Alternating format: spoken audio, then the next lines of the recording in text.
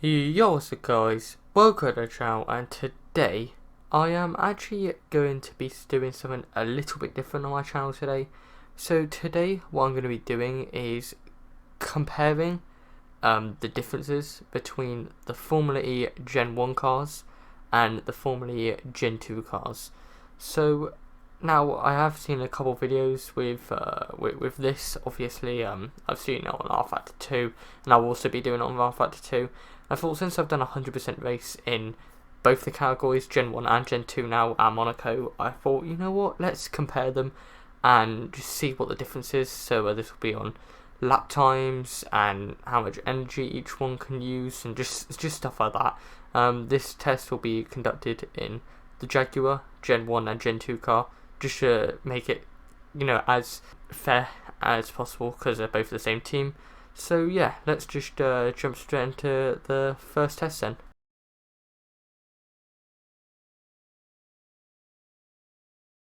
So the first test is kind of simple. It's basically how far can I go with each car. So what I mean by that is how much energy each car have and which one can last the longest. So I'm in a 65 lap race for each car, the Jaguar Gen 1 car and Jaguar Gen 2 car, obviously.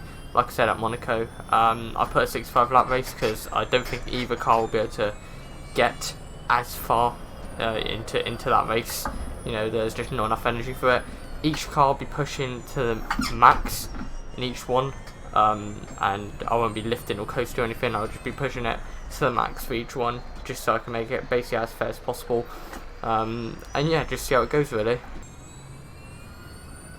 There you go, low energy icon in the corner. So how many laps will it actually last though? I'm just going to keep pushing. At the moment, nearly 18 laps. I'll round it up to whatever it is. So if I get like halfway through a lap, I'll round it up to the next lap. So let's see, coming onto the straight then. It looks like it'll die on the straight though, so that's okay. And come across the line, and it will be exactly 18 laps, and the car's died. So the Gen 1 car can survive 18 laps of just flat out pace. So yeah, now on to the Gen 2 cars and see how long they can last then. Now for the Gen 2 Formula E cars, let's see how many laps these cars can last going flat out around Monaco. I would reckon they would last longer, just for the fact that obviously they're more advanced and they're meant to last a full race distance now without pitting. So I reckon they would, it's going to last a lot longer. But you know, that's what we're here for. We're here to test, see, because maybe the races are 45 minutes long now because they're shorter. So maybe that could be why the car lasts longer. But again, 65 lap race, but I doubt it's going to go to the end. If it does, then that's remarkable. But we'll just push on now and see how long it lasts. 2 hours later.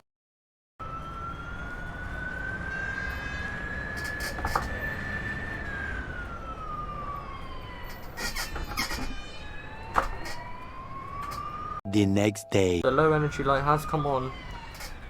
We've got 2.31 left.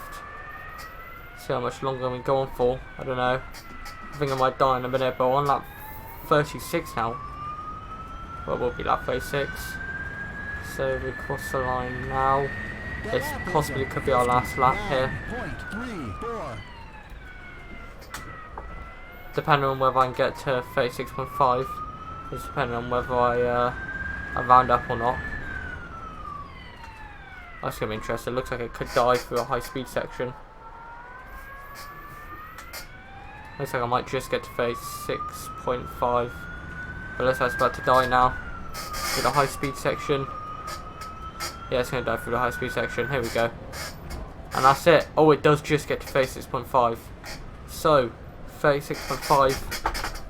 So, basically 37 is what I can do in this than the Gen 2 car. So a lot longer. a lot longer with the Gen 2 car. That was obvious. So it's not just because the races are shorter. It is literally because, you know, the car does have more energy than the Gen 1 cars. So yeah, that's the long distance test done.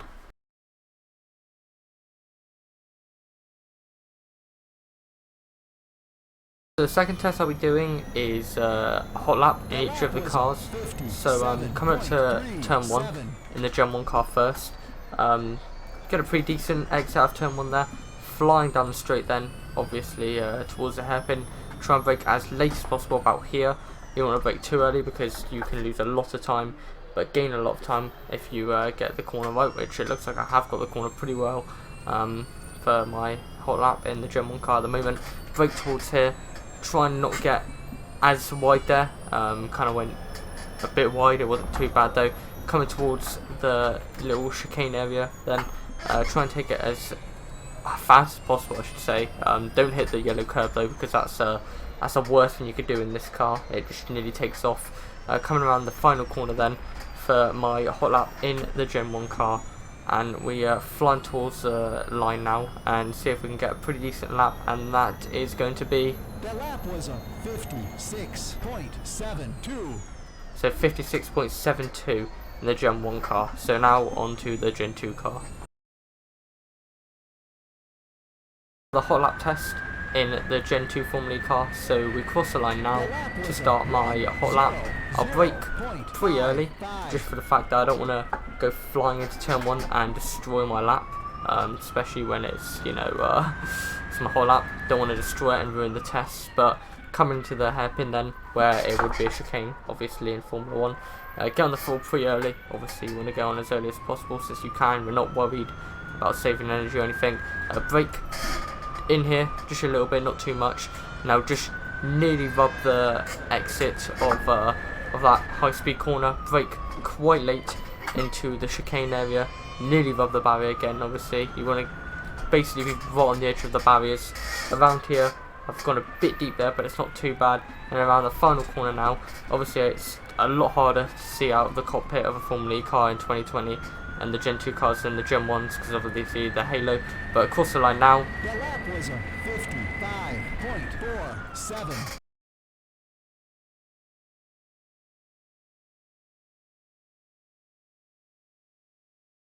The next test I'll be doing is straight line speed test. Now obviously Monaco doesn't have the best straight in the world, but I will try and use it. So come around the final corner now, get a fairly decent exit, wasn't too bad.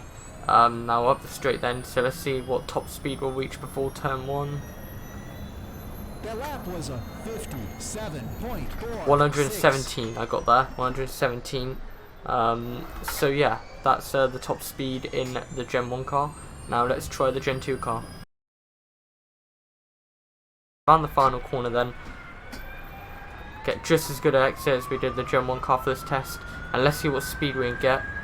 So it is going to be 123 miles per hour I saw there, and I broke a bit earlier than what I did with the Gen 1 car. So 123 miles per hour, so that is a couple miles per hour over than what the Gen 1 car did, but that was obvious because, you know, the Gen 2 car is obviously going to be faster.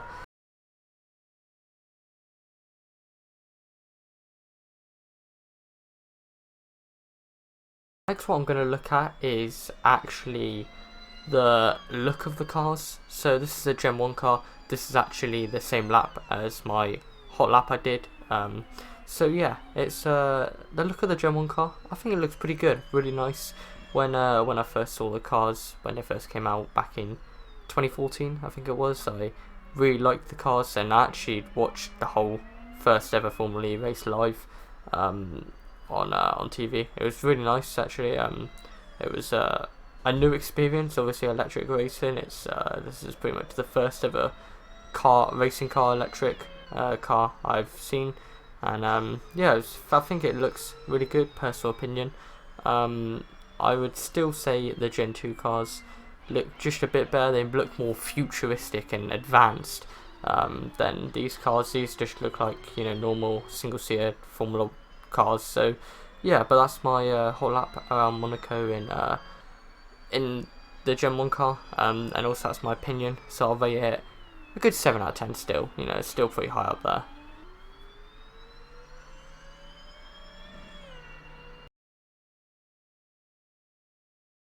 So now it's time for my personal opinion on what I think about the Gen 2 car. So the Gen 2 car, yeah, it's a really good car, as we're watching my hot lap now. The handling, I would say, is about the same as the Gen 1 car, like I said earlier on. Just for the fact that there's not much difference completely that I felt. The car is just more faster and more downforce in it, so, you know, it's just more quicker and everything, and all the stats are better. But I just think the handling is the same. That's why I struggle a little bit, because, you know, the speed is just a bit too much for it, and through especially the swim pool section you have to just lift off just a bit because you can't get around it properly. That's what happens if you don't lift off. You go over the curb a lot, which isn't really meant to happen. But yeah, other than that, I really do like the Gen 2 car. It looks futuristic as hell, which is what I really like about it. You know, like I said, and obviously electric is basically the future of motorsport. But yeah, I'll rate it a 10 out of 10 probably. So yeah, but that's my hot lap around Monaco.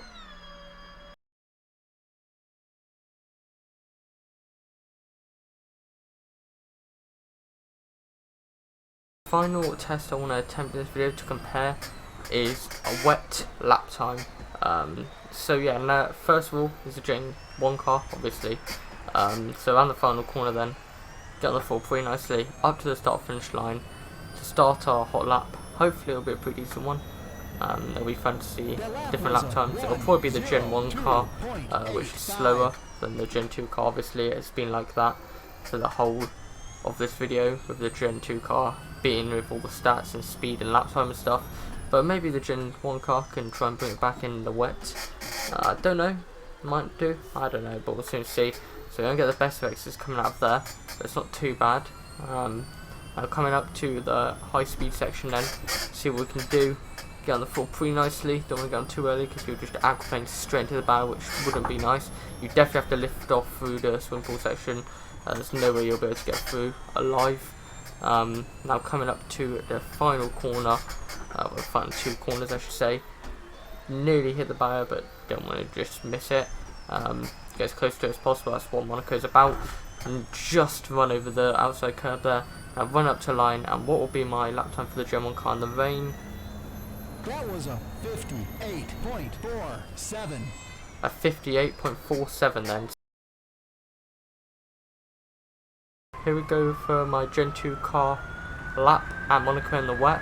So for whatever reason this game's a bit broken and the rain does just go away at some points. I have no clue why, but you'll see what I mean in a bit. Unless it doesn't go away, but it probably will, no my luck. But coming down to the hairpin then, obviously it's a chicane in Formula 1. I say that every time I come through there, but yeah, we took that pretty nicely. And it seems like it's actually not going to stop raining, which is pretty nice. For whatever reason, on the first lap it did it, and I've had to do quite a few retries because it's kept doing it. But through here, it's handling well, the car in the wet, not going to lie. It's actually really well, actually. I quite like wet racing, it just makes it more interesting. But coming around to the final corner now then. A bit of a dodgy exit, but that's okay. I'll run up to the line now, and what will our lap time be? The lap was a 56.64. 56.64 for the Gen 2 car then, so yeah, still quicker than the Gen 1 car obviously, so really nice. So yeah guys, I'm going to leave this video here. If you enjoyed this video, then make sure to like and subscribe. It was a different kind of video, but I think it was quite interesting just to see what it's like and compare the two different cars, Gen 1 and Gen 2. But thanks for watching, and goodbye.